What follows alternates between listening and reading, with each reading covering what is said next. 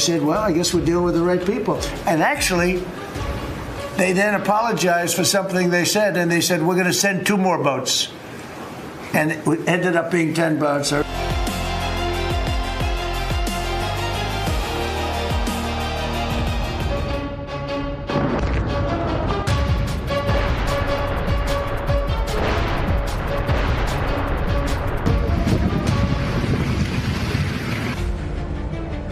Donald Trump को straight of Hormuz से 10 जहाज गुजरने देने का गिफ्ट मिला और 10 दिनों का लंबा पॉज ले लिया।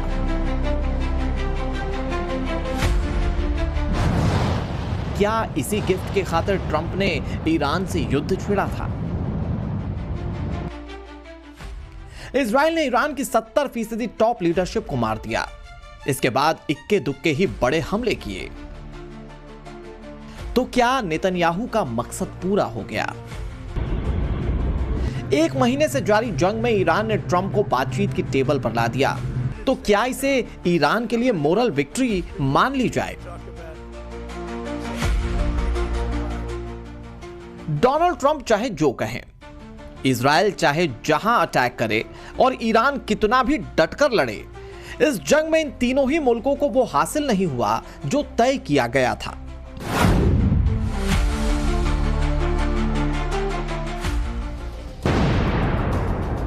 तो फिर किसे माना जाए वॉर का विनर?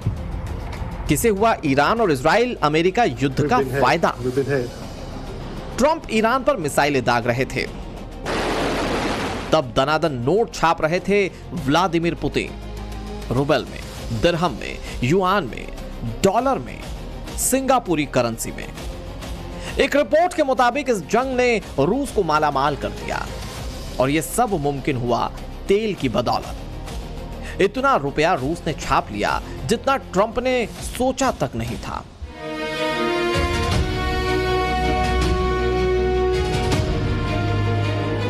समंदर में तैरने वाले रूस के जिस 9 मिलियन टन क्रूड ऑयल को खरीदार नहीं मिल रहे थे, वो प्रीमियम रेट पर बेचा जाने लगा, यानी बिना किसी डिस्काउंट के।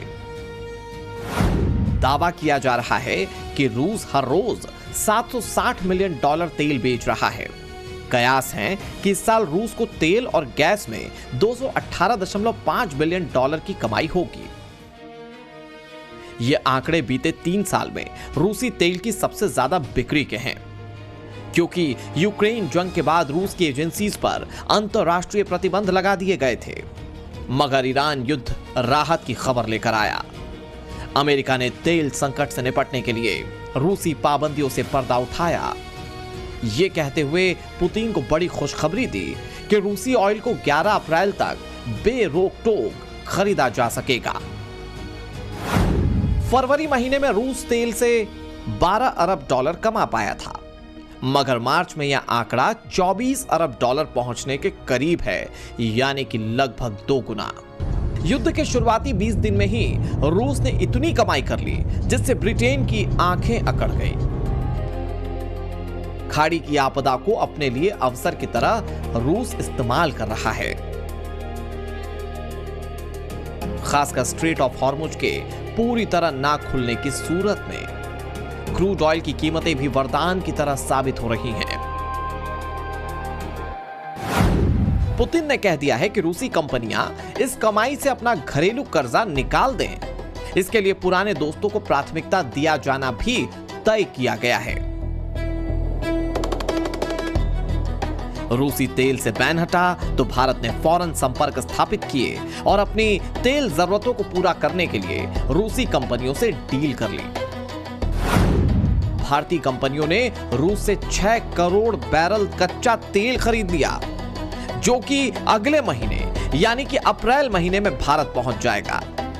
यह डील वेनेजुएला से खरीदे गए 80 लाख बैरल कच्चे तेल से अलग है। हालांकि इस बार रूसी तेल पर भारत को डिस्काउंट नहीं मिला, जो ईरान जंग से पहले मिल रहा था। आंकड़े कहते हैं कि ईरान जंग ने दोनों मुल्कों के संबंधों में नई जान फूंक दी।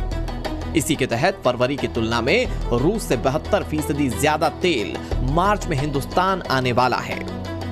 कई रिपोर्ट्स में दावा किया गया कि इसके लिए रूस को यूएई की दिरहम और चीन के युआन में पेमेंट की गई। ऐसा इसलिए भी किया गया ताकि डॉलर वाली प्रॉब्लम का सामना ना करना पड़े।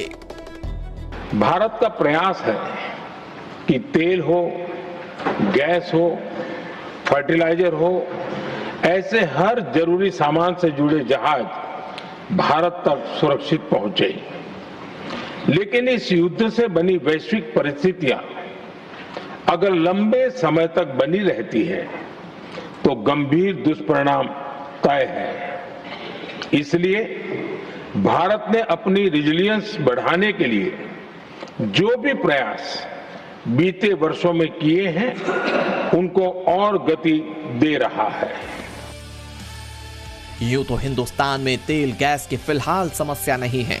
हालांकि तेल के बाद अब एलएनजी भी रूस से लाने की तैयारी की जा रही है। अमेरिका भी भारत के इन कदमों से अनजान नहीं है। मगर ईरान युद्ध की वजह से दुनिया में एनर्जी संकट लाने वाले ट्रंप के पास हाथ मलने के सिवाय कुछ नहीं। दुनिया में सबसे ज्यादा तेल का उत्पादन अमेरिका करता है, जो कि 13.58 मिलियन बैरल प्रतिदिन है। रूस करीब 10 मिलियन बैरल के तौर पर हर रोज कच्चे तेल का उत्पादन करता है। तीसरे नंबर पर सऊदी अरब है, जो कि कच्चे तेल का हर रोज 9.5 मिलियन बैरल डेली उत्पादन करता है। ईरान इस लिस्ट में बहुत नीचे आ चुका है, जो कि 4 मिलियन बैरल के आसपास है। युद्ध की वजह से ईरान के तेल की बिक्री में भारी गिरावट आई है, जबकि स्ट्रेट ऑफ हॉर्मुज में ईरान की रुकावट ने सऊदी पर खासा असर डाला है।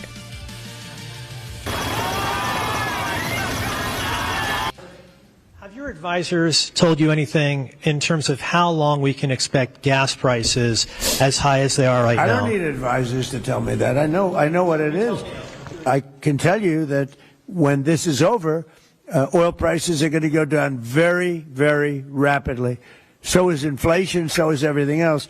But frankly, much more important than short-term, even long-term oil prices, you can't let the most violent, vicious country in the last 50 years have a nuclear weapon.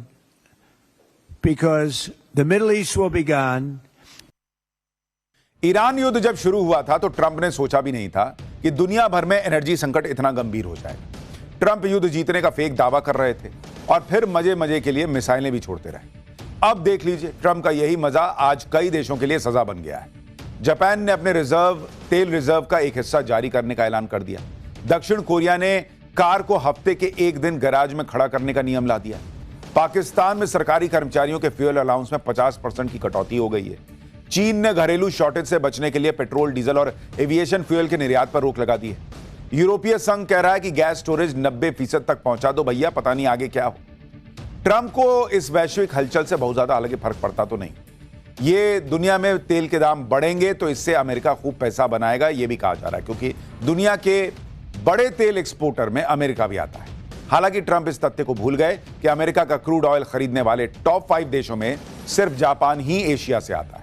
बाकी इस लिस्ट में वो मुल्क हैं जिनका स्ट्रेट ऑफ हॉर्मुज से कोई मतलब नहीं, और इसलिए अमेरिका को उतनी कमाई नहीं हो पाई जितनी शायद ट्रंप को उम्मीद रही हो। यानी ट्रंप को इस मोर्चे पर भी झटका लगा है और उनके फ्रस्ट्रेशन लेवल को बढ़ते हुए देखा जा सकता है। कभी वो कहते हैं कि ईरान से सकारात्मक बातचीत चल रही है, फिर अगले ही पल बूट्स ऑन ग्राउंड से भी इनकार नहीं करते। ट्रंप ये भी हजम नहीं कर पा रहे कि ईरान ने चीन और भारत जैसे देशों को स्ट्रेट ऑफ हॉर्मुज से जहाज ले जाने के लिए ग्रीन सिग्नल दे दिया। पैसा गया, इज्जत भी गई, महाशक्ति वाली साख भी मिट्टी में मिला दी। ट्रंप ने दुनिया भर में अमेरिका की जो तस्वीर बनाई, उसके हाथों में कैनवास नहीं, बम और मिसाइल की छवि दिखती है। जो ट्रंप ये दावा करते फिर रहे थे कि इस जंग से अमेरिका तेल बेचकर पैसा कमा लेगा, उसे अरबों का नुकसान उठाना पड़ रहा है। अमेरिकी मीडिया रिपोर्ट्स के मुताबिक अमेरिका ने $800 मिलियन से लेकर $1 बिलियन तक हर रोज ईरान युद्ध में या तो अटैक या फिर डिफेंस के जरिए खर्च किए हैं।